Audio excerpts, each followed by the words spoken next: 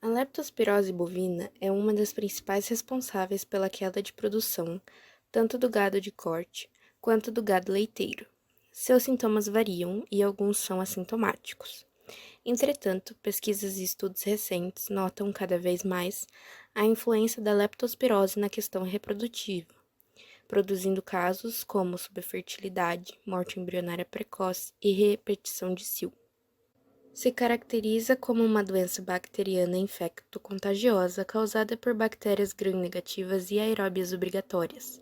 A penetração no organismo hospedeiro se dá através da pele lesionada, por meio das mucosas ou contato constante da pele por determinado tempo com água ou lama contaminada, que ocorre normalmente quando o animal tem contato com as excretas dos reservatórios de leptospira, podendo ser urina do próprio hospedeiro, roedores, humanos e animais selvagens.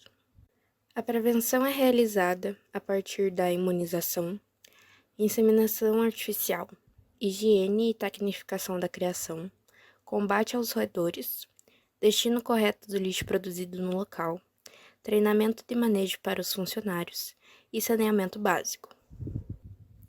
O diagnóstico de leptospirose possui três bases: o diagnóstico epidemiológico, o clínico e o laboratorial.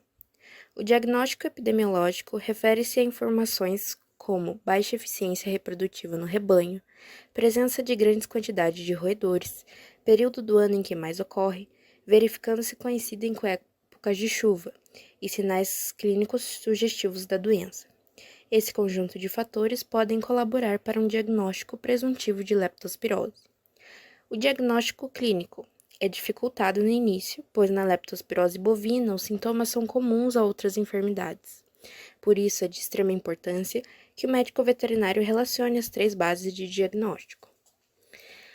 Já o diagnóstico laboratorial, é importante ressaltar que as leptospiras não são vistas em microscópio comum, porque seu índice de refração à luz é parecido com o das lâminas de vidro.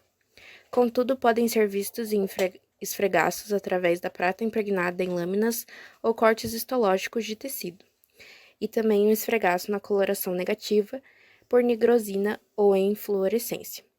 O diagnóstico laboratorial da doença se baseia na detecção de anticorpos, na detecção direta ou indireta do agente ou do material genético da bactéria na urina ou nos tecidos. Atualmente, o método padrão é baseado no teste de aglutinação microscópica. Atualmente, o tratamento realizado com penicilina e streptomicina foi eficaz para remover a infecção. Agora comentando sobre a rinotraqueite infecciosa bovina, popularmente conhecida como IBR. Temos dois principais herpesvírus envolvidos: o herpesvírus tipo 1, que se subdivide em 1.1, responsável por quadros respiratórios, e 1.2, é o causador da vulvovaginite pustular e balapastite nos machos. Já o tipo 5 gera casos nervosos de meningoencefalite bovina. Essa doença é transmitida por meio de secreções, causadora de importantes problemas reprodutivos como aborto, retenção de placenta, repetição de cio, nascimento de bezerros debilitados e redução no crescimento dos animais jovens. Pode permanecer inativo, como pode ser reativado por meio de estresse e imunidade baixa a qualquer momento.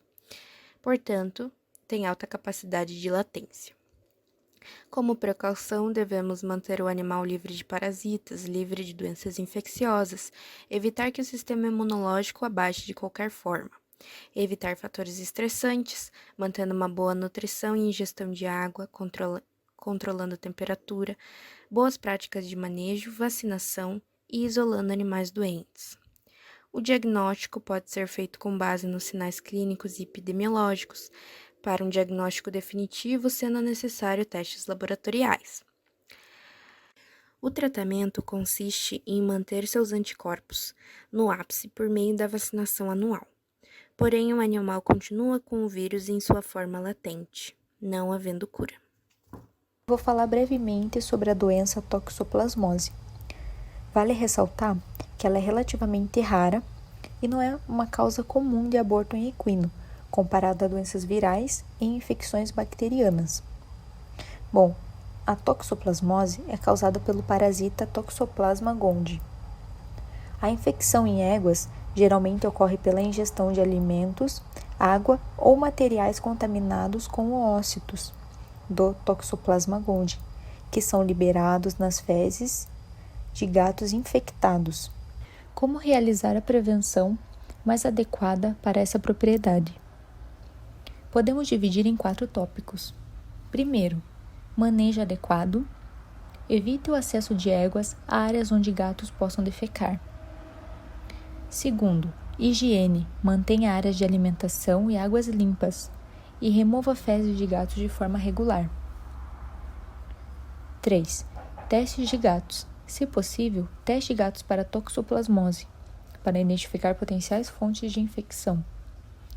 Quarto, alimentação e água limpa. Fornecer alimentos e água que não estejam contaminados com fezes de gatos. O tratamento para toxoplasmose em éguas grávidas é inespecífico. No entanto, o tratamento pode ser direcionado para reduzir os sintomas e complicações associadas, como o tratamento de sintomas clínicos, suporte à saúde do potro e monitoramento cuidadoso da égua para detectar quaisquer complicações adicionais. É importante que o manejo adequado e as medidas preventivas sejam enfatizadas para reduzir o risco de infecção por toxoplasmose em éguas, especialmente durante a gestação. O diagnóstico geralmente é feito através de uma combinação de história clínica. Por exemplo, além dos sinais relacionados à gestação, a égua apresentou sinais clínicos gerais da doença, como febre, letargia, falta de apetite e perda de peso. E também exames físicos, exames laboratoriais e testes sorológicos. Isso pode incluir, primeiro, testes sorológicos para detectar a presença de anticorpos contra Toxoplasma gondii no sangue da égua. Segundo, exames patológicos em caso de aborto para identificar a presença do parasita nos tecidos fetais. Agora irei abordar brevemente sobre a brucelose. A brucelose é uma doença infecciosa causada por bactérias do gênero Brucella. Embora seja mais comumente associada a bovinos, ovinos e caprinos, os equinos também podem ser afetados. A brucelose em equinos é principalmente causada pela bactéria Brucella abortus ou Brucella suis. Essas bactérias são transmitidas principalmente por meio do contato com fluidos corporais de animais infectados, como abortos, secreções vaginais, sêmen contaminado ou tecidos fetais. Qual seria a prevenção adequada para a propriedade? Podemos dividir em 3 tópicos. Primeiro, controle de origem. Evitar a introdução de animais infectados em rebanhos equinos é fundamental para prevenir a disseminação da brucelose. Segundo, vacinação. No entanto, a vacinação contra a brucelose em equinos não é comum e pode não ser tão eficaz quanto em outras espécies. Terceira e última, boas práticas de manejo. Manter instalações limpas e higienizadas, além de evitar o contato com animais suspeitos de estarem infectados, pode ajudar a prevenir a disseminação da doença. Em relação ao tratamento para a brucelose em equinos, não há um específico. Uma vez que a infecção é estabelecida, é difícil erradicá-la completamente do organismo. Portanto, o foco é frequentemente em medidas de controle e prevenção, como isolamento de animais infectados e medidas de biossegurança rigorosas, para evitar a disseminação da doença para outros animais e seres humanos. Além dos sinais clínicos gerais, como letargia, falta de apetite e depressão, os animais também podem apresentar febre, inflamação articular, secreções vaginais anormais, aborto, infertilidade, entre outros. O diagnóstico envolve testes laboratoriais específicos para detectar a presença de brucela no sangue, tecidos ou fluidos corporais. Os testes mais comuns incluem o teste de soroaglutinação rápida, e a reação em cadeia de polimerase. Além disso, exames clínicos e histórico médico são essenciais para identificar casos suspeitos.